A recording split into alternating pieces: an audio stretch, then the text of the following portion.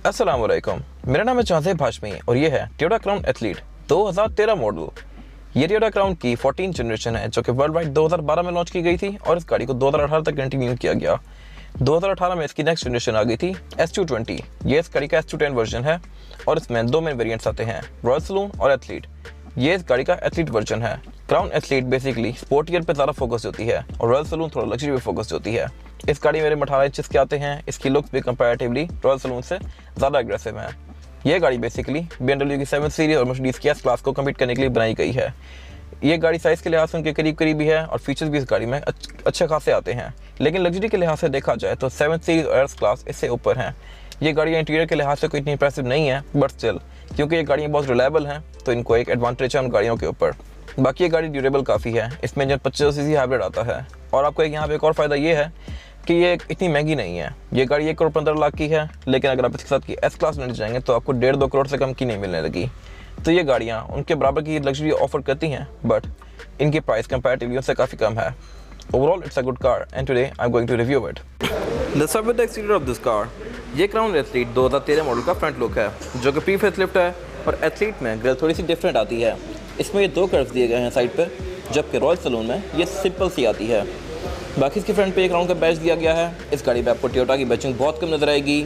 Front पे जो crown का बैच है ये बेसिकली फिजिकल बैच नहीं है, ये प्लास्टिक है लाइक दिस, क्योंकि इसके अंदर रडार आता है। ये गाड़ी काफ़ी फीचर से लोडेड है जिनके बारे में आगे बात करूँगा अभी। अगर बात कीजिए इस गाड़ी की ओवरऑल फ्रंट लुक की तो ये काफ़ी ह्यूज है। ये कैमरी और मार्क एक्स दोनों से बड़ी है ये गाड़ी, साइज़ में, लंबाई में और ओवरऑल लुक्स के लिहाज से भी। अगर बात कीजिए इस गाड़ी की हेडलाइट की तो इसमें 2 प्रोजेक्शन लैंप दिए गए हैं, लो और हाई के लिए अलग अलग, और इसमें ऊपर देखिए DRL कंटिन्यू करती है पूरी हेडलाइट के अंदर। और ये इस गाड़ी के फॉग लाइट जो कि अगेन LED में है। ये fog light pre facelift bumper में आती है, फेसलिफ्ट में इसकी लुक चेंज कर दी गई थी। बाकी इस गाड़ी के फ्रंट पे पार्किंग सेंसर्स भी आते हैं और बैक पे भी, और इसमें कैमरास नहीं आते फ्रंट पे, जो कि मेरे ख्याल से तो अच्छी बात थी। बाकी अगर बात कीजिए इस गाड़ी के बोनेट की तो ये भी काफ़ी ह्यूज है। ये काफ़ी बड़ा सारा बोनेट है और इसके अंदर करेक्टर लाइन्स दी गई हैं, लेकिन ये काफ़ी मिनिमलिस्टिक सी हैं। बड़ी लाइट से करेक्टर लाइन्स दी गई हैं इसके फ्रंट पे, फेंडर्स में, लेकिन ये गाड़ी ओवरऑल देखने में मेरे ख्याल से बहुत एलिगेंट है। ये गाड़ी S क्लास या 7 सीरीज से कहीं से भी कम नहीं है साइज़ के लिहाज से, और ये गाड़ी बेसिकली उन्हीं को कम्पीट करने के लिए बनाई गई है। रिम भी इस गाड़ी में 18 इंचेस के आते हैं। और अगर बात कीजिए इस गाड़ी की साइड प्रोफाइल की तो ये भी काफ़ी ह्यूज है। इसकी व्हील बेस भी काफ़ी लंबी है। इसमें रिम 18 इंचेस के आते हैं क्योंकि ये एथलीट है। रॉयल सलून में रिम से छोटे आते हैं। बाकी इसके फ्रंट्स पे ये हाइब्रिड की बैचिंग दी गई है जो कि शो करवाता है कि एक हाइब्रिड कार है। और अगर बात कीजिए इस गाड़ी के साइड मिरर की तो साइड मिरर भी इस गाड़ी के काफ़ी एलिगेंट से हैं। इसमें स्लिक्स इंडिकेटर दिए गए हैं और इसके अलावा ये साइड मिरर रिट्रैक्टेबल भी हैं, एडजस्टेबल भी, और इनमें ऑटो वाला फीचर भी आता है, यानी कि एक गाड़ी स्टार्ट और ऑफ करने के साथ साथ ऑटोमेटिकली फोल्ड और अनफोल्ड होते हैं। बाकी इस गाड़ी के डोर पैनल और इन चारों ही डोर पैनल्स में स्मार्ट एंट्री वाला फीचर आता है। इसके चारों ही डोर्स में V8 की तरह ये 2 लाइन्स दी गई हैं, आप कहीं से भी इस गाड़ी को लॉक अनलॉक कर सकते हैं। बाकी इसके साइड पे एक रूम काफ़ी ज़्यादा दिया गया है जो कि विंडोज़ के आसपास कंटिन्यू करता है। इसके बारे में बात कीजिए इसके रेयर लुक की तो ये क्राउन एथलीट 2013 का रेयर लुक है जो कि प्री फेसलिफ्ट है। फेसलिफ्ट में इस गाड़ी की टेल लाइट्स के अंदर जो रिंग्स हैं वो काफ़ी प्रोमिनेंट कर दिए गए थे। इसके रिंग्स वगैरह अंदर ही हैं, लेकिन इसकी लुक मेरे ख्याल में अभी भी काफ़ी मज़ेदार है। बाकी इसके इंडिकेटर और रिवर्स हेलोजन वाले आते हैं जो कि मेरे ख्याल से LED में होता तो अच्छी बात थी। बाकी इस गाड़ी की ट्रंक पे कोई ज़्यादा चीज़ें नहीं दी गई, लेकिन इसके बम्पर्स काफ़ी मैसिव हैं। एथलीट के अंदर बम्पर्स पे ये किट्स आती हैं जो कि इसको थोड़ी बल्कि लुक देती हैं। बाकी इसकी टेल लाइट्स के आसपास ये क्रोम की फिल कंटिन्यू करती है। इसमें ये इंडिकेटर वाला एरिया तो ऑब्वियसली क्रोम में है, लेकिन साथ ही यहाँ पे क्रोम की फिल कंटिन्यू करती है ट्रंक के अंदर, जो कि इसके साथ एक फ्रेश सी लुक देती है। और इसके जो बैक पे ये टोयोटा का लोगो है, इसके अंदर ये ब्लू कलर की लाइनिंग दी गई है जो कि शो करवाता है कि ये एक हाइब्रिड कार है। और इसके साथ यहाँ पे एक बैच भी दिया गया है हाइब्रिड एनर्जी ड्राइव का। बाकी बैक पे ये एथलीट की बैचिंग, ओवरऑल इस गाड़ी की टेल लाइट्स मेरे ख्याल से बड़ी मज़ेदार हैं। और इसकी ट्रंक अनलॉक करने के लिए एक नीचे यहाँ पे राइट पे बटन दिया गया है। यूजुअली कार में सेंटर में आते हैं, इसमें यहाँ पे दिया गया है। इससे आप इस गाड़ी की ट्रंक अनलॉक कर सकते हैं। ट्रंक का हुड इस गाड़ी का अच्छा खासा भारी है, खोलते हुए आपको सही पता लगता है इसका। बाकी इस गाड़ी की ट्रंक कैपेसिटी जो कि बहुत ज़्यादा स्पेशियस नहीं है, इसका जो आगे वाला एरिया है ये थोड़ा कम है। ये गाड़ी इसकी ट्रंक यूँ आगे की तरफ डीप कम है, लेकिन चौड़ाई में ये गाड़ी अच्छी खासी खुली है, तो इसकी ट्रंक भी बहुत स्पेशियस है। नीचे दिए गए मैट को उठा के आप इस गाड़ी के स्पेयर टायर और टूल किट एक्सेस कर सकते हैं। स्पेयर टायर इस गाड़ी का है तो 18 इंचेस का, लेकिन ये स्टेपनी है। इसके अगर आपने मैट को उड़ाना है तो आप उठा के इसको यहाँ पे इस तरह से लॉक भी कर सकते हैं। बाकी इसकी बैटरी ट्रंक में ही आती है बैक पे, साथ यहाँ पे इसकी टूल किट वगैरह दी गई है और कंप्यूटर दिया गया है एक। ट्रंक इसकी मार्केट्स की तरह ही हाइड्रोलिक से ओपन होती है। बाकी यहाँ पे कुछ खास इसमें इतना नहीं दिया गया। ट्रंक के अंदर ये इंसुलेशन आती है जो कि मेरे ख्याल से अच्छी चीज़ है, लेकिन ऑब्वियसली इस प्राइस पॉइंट पे बंदा गाड़ी से एक्सपेक्ट कर ही सकता है। बाकी रेड बम्पर में इसके पार्किंग सेंसर्स भी आते हैं, इनमें किट्स भी आती हैं, लेकिन इनमें एग्जॉस्ट नहीं दिए गए, जो कि मेरे ख्याल से तो अच्छी बात थी। इसमें ऑलरेडी डुअल एग्जॉस्ट आते हैं लेफ्ट और राइट दोनों पर, लेकिन अगर इनको टोयोटा थोड़ा सा प्रोनाउंस कर देता तो मेरे ख्याल से बहुत बेहतर लगते। ऑब्वियसली एक एथलीट कार है और स्पोर्ट्स वर्जन है क्राउन का, तो इसमें ये चीज़ कोई ज़्यादा अजीब ना लगती। इसके बारे में बात कीजिए इस गाड़ी के इंटीरियर की, तो ये क्राउन एथलीट का इंटीरियर है, जो कि मेरे ख्याल से है तो काफ़ी लग्जरियस, लेकिन अगर इसको एस क्लास से कम्पीट किया जाए तो ये गाड़ी कंपैरेटिवली उससे थोड़ी कम लग्जरियस है। इसमें एम्बिएंट लाइटिंग वगैरह कोई ख़ास नहीं आती, इसकी सीट्स वगैरह भी नॉर्मल सी हैं और डैशबोर्ड की लुक भी इसकी मेरे ख्याल से बस ठीक है, ये इससे बेहतर हो सकती थी। लेकिन ये गाड़ियाँ क्योंकि ड्यूरेबल बहुत हैं और पाके सामने फ़ौरन बिकती हैं, तो मेरे ख्याल से ये गाड़ियाँ उन गाड़ियों से ज़्यादा प्रैक्टिकल हैं। अगर बात कीजिए इस गाड़ी के स्टीयरिंग व्हील की, तो स्टीयरिंग व्हील इस गाड़ी में V8 जैसा ही आता है। इसमें स्पोक्स वगैरह बिल्कुल वैसी ही दी गई हैं, left right spoke different control दिए गए हैं। लेफ्ट स्पोक जो कंट्रोल हैं ये इस गाड़ी के मल्टीमीडिया सिस्टम के हैं, और जो राइट स्पोक के कंट्रोल्स दिए गए हैं यहाँ से आप इस गाड़ी के एमआई डिस्प्ले के पीछे नेविगेट कर सकते हैं। और उसके अलावा इसमें यहाँ पे कॉल एंड डिक्लाइन के कंट्रोल्स दिए गए हैं, और इस गाड़ी में रडार भी आता है जिसका आप यहाँ से कॉन्फ़िगर कर सकते हैं और ऑन ऑफ कर सकते हैं। उससे पीछे इस गाड़ी का क्रूज कंट्रोल दिया गया है जो कि इस गाड़ी में अडॉप्टिव है, और इस गाड़ी का स्टीयरिंग व्हील भी ऑटो रोटेट करता है। आप इस गाड़ी को ऑन ऑफ करेंगे तो ये स्टीयरिंग व्हील ऑटोमेटिकली आगे और पीछे होगा लाइक दिस। तो ये इलेक्ट्रॉनिक है और ऑब्वियसली ये एडजस्टेबल है। इसकी फील भी अच्छी है, ये लेदर की फिनिश में है सारा का सारा। और इसके अलावा अगर बात की जाए इस गाड़ी के मीटर की, तो मीटर इस गाड़ी का नॉर्मल सा है एज़ कम्पेयर टू मर्सिडीज़ या 7 सीरीज़। इस प्राइस पॉइंट पे मेरे ख्याल से ये मीटर इससे बेहतर हो सकता था। ऐसा ही मीटर टोयोटा की मोस्टली कार्स में आता है, क्राउन हो गई, कैमरी हो गई, इवन ग्रैंडी में भी इसका डिज़ाइन कुछ ऐसा ही होता है। इसमें जस्ट क्रोम काफ़ी यूज़ किया गया है, बाकी इसकी फील बिल्कुल नॉर्मल सी ही है। बीच में एक एमआई डिस्प्ले दिया गया है जो कि आपको इस गाड़ी का सारा यूजुअल स्टफ शो कराता है। लेफ्ट फेस में आरपीएम नहीं आता क्योंकि ये कार हाइब्रिड है। यहाँ पे इस गाड़ी का इको इंडिकेटर दिया गया है। ये तो सारी बेसिक चीज़ें हैं, लेकिन क्राउन में इनके अलावा भी और बहुत सारी चीज़ें आती हैं जिनके बारे में भी बात करता हूँ। अगर बात कीजिए एयरबैग्स की, तो एयरबैग इस गाड़ी में टोटल 8 आते हैं, एक स्टीयरिंग व्हील में, एक डैशबोर्ड में, 4 पिलर्स में और 2 सीट्स के साइड पर। और इसके डैशबोर्ड की फील भी मेरे ख्याल से अच्छी है, ये सारा सॉफ्ट टच मेटल की फिनिश के अंदर है। डैशबोर्ड के सेंटर में इसके मल्टीमीडिया पैनल दिया गया है जो कि 8 इंचेस का है, और ये बेसिकली मल्टीमीडिया पैनल ही है। यहाँ पे आपको इसके सॉन्ग्स वगैरह शो होंगे, मैप्स शो होंगे, और जो इसके नीचे जो एरिया दिया गया है ये V8 जैसा ही है। इसमें एक क्लॉक भी दी गई है। इसका जो क्लाइमेट कंट्रोल वगैरह है और इस तरह की डिफरेंट चीज़ें हैं वो यहाँ पे शो होती हैं। टोयोटा इसको मल्टी ऑपरेशनल टच डिस्प्ले कहता है। ये टोयोटा ने इस गाड़ी में इंट्रोड्यूस करवाया था, और इसमें आपको यहाँ पे बहुत सारी चीज़ें शो होती हैं, जैसे कि क्लाइमेट कंट्रोल। इसका क्लाइमेट कंट्रोल भी दे दिया गया है। आप ड्राइवर और पैसेंजर की सीट के कंट्रोल्स यहाँ से एडजस्ट कर सकते हैं। इस गाड़ी में ड्राइवर और पैसेंजर दोनों की सीट हीटेड और वेंटिलेटेड आती हैं, और इन दोनों के 3 लेवल्स हैं। आप इनको यहाँ से ऑन ऑफ कर सकते हैं। बाकी इसका जो मोड सेलेक्टर है वो सारा यहाँ पे दिया गया है, प्लस इस गाड़ी में स्टीयरिंग व्हील भी हीटेड आता है। बाकी आप इस गाड़ी का रडार, ट्रैक्शन कंट्रोल वगैरह भी सारा कुछ यहाँ से ऑन ऑफ कर सकते हैं। क्लाइमेट कंट्रोल आपको यहाँ पे शो होता है, ये क्लाइमेट कंट्रोल का बटन है। अगर आप इसको दबाएंगे तो यहाँ पे आपको इस गाड़ी की स्टैट्स शो होंगी। आप पूरी गाड़ी को यहीं से कॉन्फ़िगर कर सकते हैं। इस गाड़ी में 4 ड्राइविंग मोड्स हैं, स्पोर्ट्स, नॉर्मल, इको और स्नो। ये इसकी गाड़ी आ रही है यहाँ पे बनी हुई बेसिकली। ये गाड़ी के आप सेंसर्स यहाँ से ऑन ऑफ कर सकते हैं, पार्किंग सेंसर्स को।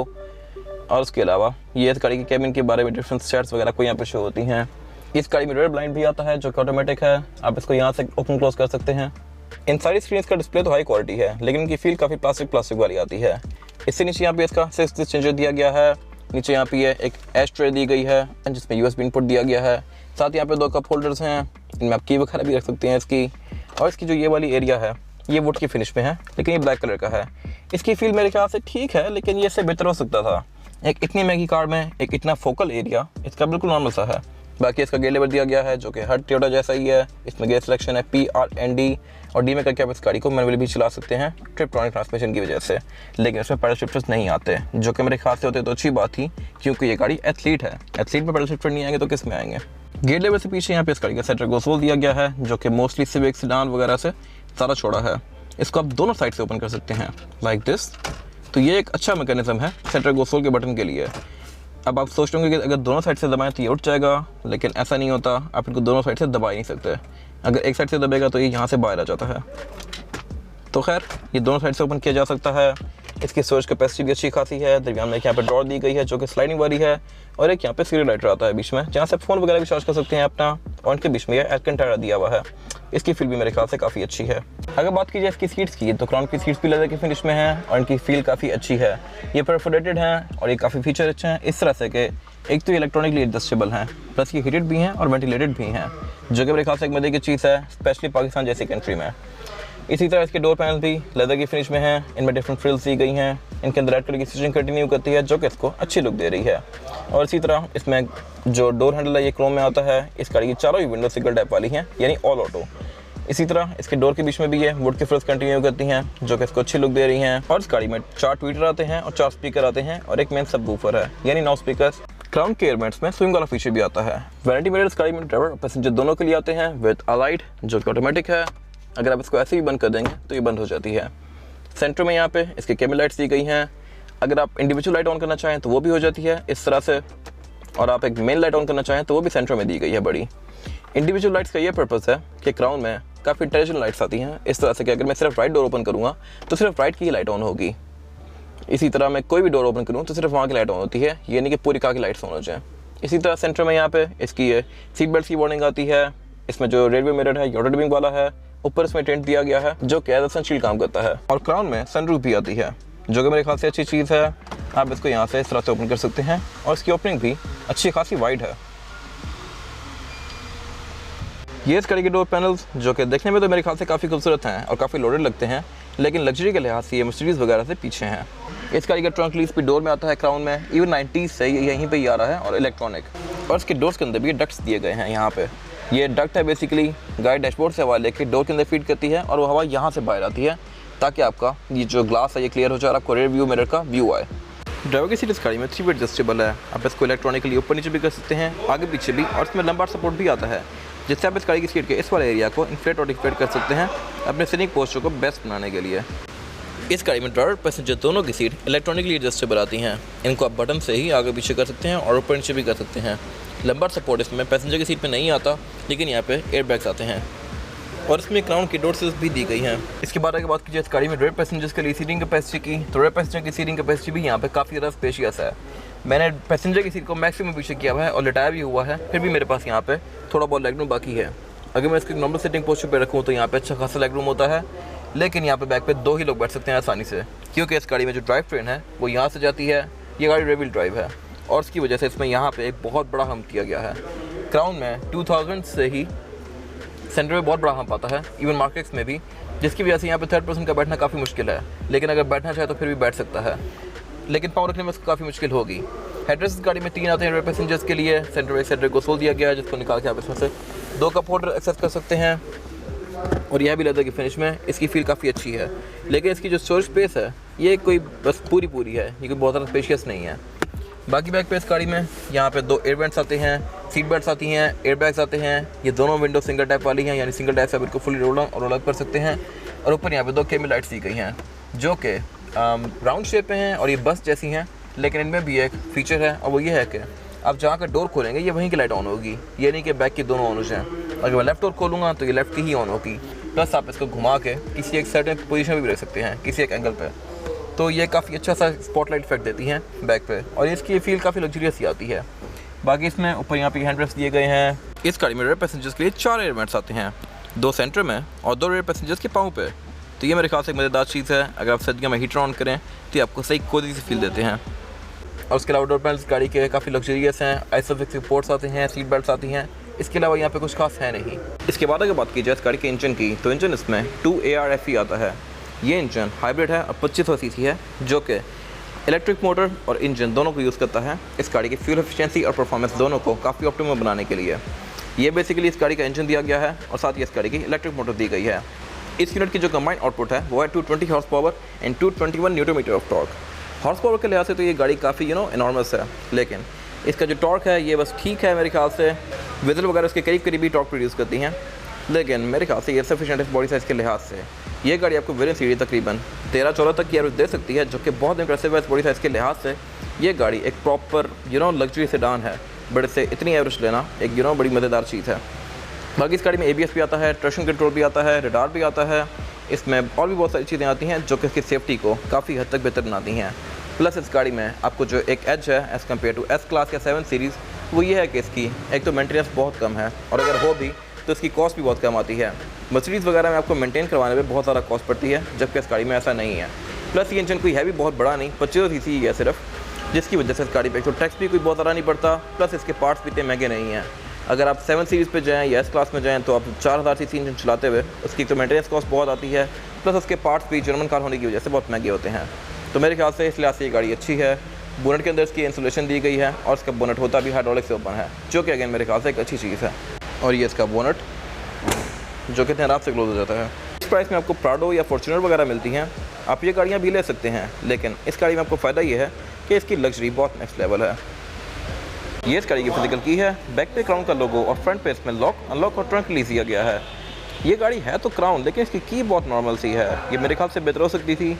और इसके ऊपर क्राउन का लोगो दिया गया है। इस गाड़ी पे आपको मेजॉरिटी क्राउन का लोगो नजर आएंगे, सिर्फ आपको एक जगह पर नजर आता है टोयोटा का लोगो, और वो है बैक पे। बाकी इस पूरी ही कार पे बेशक वो व्हील कैप्स हो या फ्रंट हो, बैक हो, की हो, हर जगह पे क्राउन का लोगो है। इसके बारे में बात कीजिए इस गाड़ी के टायर साइज़ की, तो टायर साइज़ जो आता है क्राउन में वो है 225, 45 और 18। इस गाड़ी में 18 इंच का ग्रे कलर का अलॉय व्हील दिया गया है, जो कि ऑब्वियसली इस गाड़ी के साथ बहुत अच्छा लग रहा है। और इसकी प्रोफाइल क्योंकि 45 है तो साइज़ में भी ये कम है, जिसकी वजह से इसकी लुक और बेहतर आ रही है। ये रिम एथलीट में आता है, रॉयल सैलून में रिम 17 इंच का आता है। बाकी टायर इस गाड़ी में योकोहामा का है, जो कि आपको 30,000 किलोमीटर तक एक काफ़ी अच्छी राइड प्रोवाइड करेगा। इसमें कोई फ्लैपर्स वगैरह नहीं आते, लेकिन स्टिल इसमें कीचड़ भी कोई खास ऊपर नहीं आता। ये गाड़ी डिज़ाइन इसी लिहाज से की गई है कि ये एलिगेंट लगे, एट द सेम टाइम इनमें फ्लैपर भी ना हो। और इस गाड़ी में फ्रंट और बैक चारों ही टायरों में डिस्क ब्रेक आती है। ये था आज का रिव्यू। अगर आपको रिव्यू पसंद आया तो इस रिव्यू को लाइक कीजिए, मेरे चैनल को सब्सक्राइब कीजिए, और अगर आपके पास इस गाड़ी से रिलेटेड कोई भी राय है तो उसको कमेंट सेक्शन में जरूर शेयर कीजिएगा, ताकि वो लोग जो ये गाड़ी लेने वाले हैं वो आपकी राय से फ़ायदा उठा सकें। अपना ख्याल रखिएगा। Thank you.